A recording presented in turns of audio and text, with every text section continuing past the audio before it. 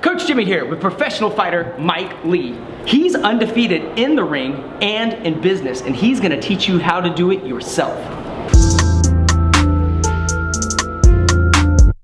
So as a professional fighter, right? So how has visualization helped you? Yeah, it's helped me immensely. I mean, right now I'm 21-0. I'm ranked 3rd in the world. That's so amazing. It's crazy, and I've had the chance to be around some of the best athletes. I mean, guys that I've trained with, NFL fighters, whatever it is. Right. So I've had this front row seat into, you know, what separates good from great. Right. And so I started going, my agent actually sent me to a sports psychologist, and at first, early in my career, I was thinking to myself, why am I going to this guy? I'm not crazy. Yeah. But I started this visualization process. And how early in your career is this? You're already having success, obviously. I was already having success, but I was maybe like 2-0, 3-0. Okay, so super Very early in my career. And because you'd already had success, like you kind of said it, did you feel like you needed that, or did you just go in reluctantly?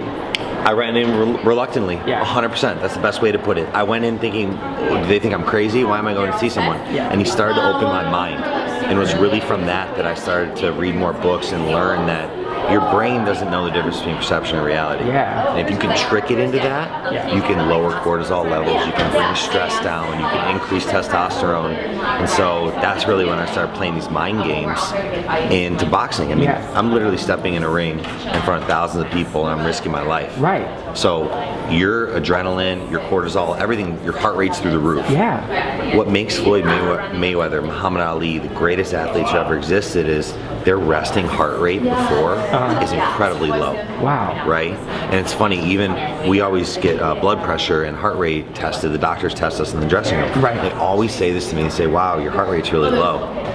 And they concerned? No, they're Just excited. okay. They know that I'm not nervous. That's good. I'm always a little nervous to perform, right? But it's not that elevated heart rate. Yeah. That no matter how much you fake it, the heart rate doesn't lie, right? Right. So I've learned all these little techniques on how to basically bring the heart rate down, and now I'm just trying to apply it to other things in life, whether I'm speaking on stage or, you know, whatever. Okay, so that's where I was going to ask. So yeah. Both in the ring and out of the ring, how do you feel like you react when something unexpected happens? So when stress comes up, do you find that your fight or flight mentality is different even in day-to-day life? Yeah. When like unexpected, like a tragedy or just super stressed, do you feel like you react differently now after learning this training in just day-to-day life? I do. Everything between these, like, whether it's a 4-7-8 breathing technique that I do or visualization technique, like I just in these past few years of my life started to take that technique from boxing and apply it to life. That's awesome. And it's really like slowed things down for me. I used to be so scared of public speaking. Really? All these different, because with sponsorships or whatever it was, I've spoken in front of 10,000 people or 50 people. Yeah. But I started playing these games where, as I was talking to you earlier, I would close my eyes and literally think of what the fight is going to look like, what it's going to smell like, what the blood in my mouth is going to taste like. I literally played like a virtual reality game to get me there. And it was crazy. I'd go from being so nervous to, I'd step in the ring and I'd be like, I've already been here 300 times. So it's almost deja vu. It's deja vu. And it feels like nothing surprises you. So if you do take that shot or you taste the blood, there's not that panic that rolls over you, right? Exactly. Yeah. It's a sense of, the panic doesn't roll over me because I feel like I've been there so many times. That's why my last fight, I had a big fight on CBS for a junior world title that got me to number 3 in the world. Wow. On the second round, I broke my rib. I got hit with a rib shot so bad and I couldn't breathe. For 8 more rounds, I had to go through that pain and I still won. And I guarantee it's because mentally I went through so much preparation that I knew in my heart, okay, do whatever you have to do to win these rounds. Right. So I was extremely calm even though I was so injured. And I think most fighters, most people in general would just freak out. Wow. Take a knee, quit. But I already knew in my head, this is okay. Okay, we're just gonna keep flowing.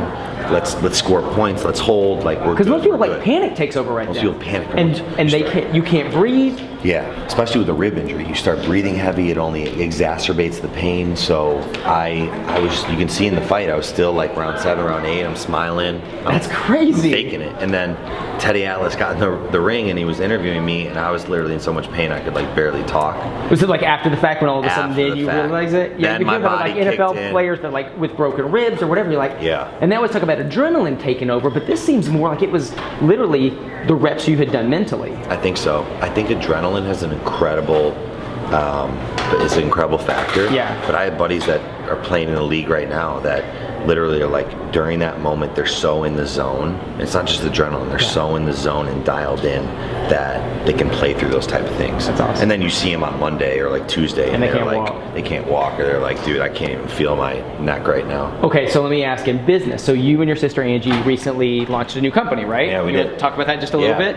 Yeah, so we launched Soul CBD. Okay. So this kind of came from the love of alternative medicine. Sure. You know, as an athlete, it's easy to get pain pills and written all that kind of stuff. So And people get, you hear about it all the time, like, they necessarily drugs and alcohol like we think about it, but they're addicted to pain medication, exactly, right? 100%. I mean, the opioid crisis is incredible. So I knew after taking a lot of painkillers early in my career that this wasn't the way. Right. You know, so I started to learn about more things about diet, meditation, and then I learned about CBD. And the testimonies are incredible. I mean, from people just getting less anxiety, having less pain.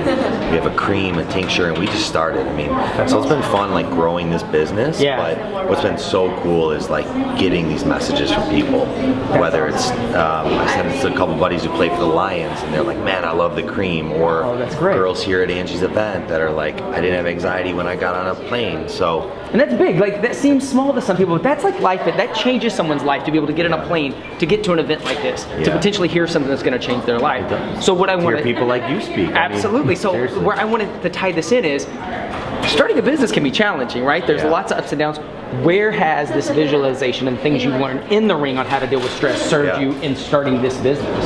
Well, it's helped me in whether it's meetings that I was nervous about, but most importantly, like visualizing where I want the business to go. So that's been really important to me. Like literally breaking it down with extreme clarity and getting that feeling. Yeah. And then it's like when I'm selling, when I'm pitching, or like right now when I'm talking about the product, I feel like I've already done it so many times, right? And people can tell when you're authentic and when it's just coming out naturally, right? Yeah. So if anything, for me, it's just about like that muscle memory. That's great. Speaking about the product and thinking about where it is. And then the boxing is, man, I literally know what it's like to get hit so hard you fall down. And that's what an entrepreneur deals with nonstop. Over and over. So I'm like, man, if I can deal with a broken rib, you know, in front of 20,000 people, then I can handle a few bad days as a business owner. Dude, that's great. Okay, so people are interested in learning more about you, your business. Yeah. Let the audience know where they find you. So my name is Mike Lee. I'm at official Mike Lee on Instagram, but my CBD company is mysoulcbd.com, and I'm just happy to be here at Pays to Be Brave. My sister Angie Lee has an incredible podcast, Angie Lee Show, and she brings amazing people together. So this isn't about me this weekend. I'm proud to be a part of this amazing weekend and these amazing people. But this is why Mike and I are friends now, because Angie started that. So yeah, thank you guys for watching. Make sure you like, subscribe, and stay tuned, and we'll see you real soon.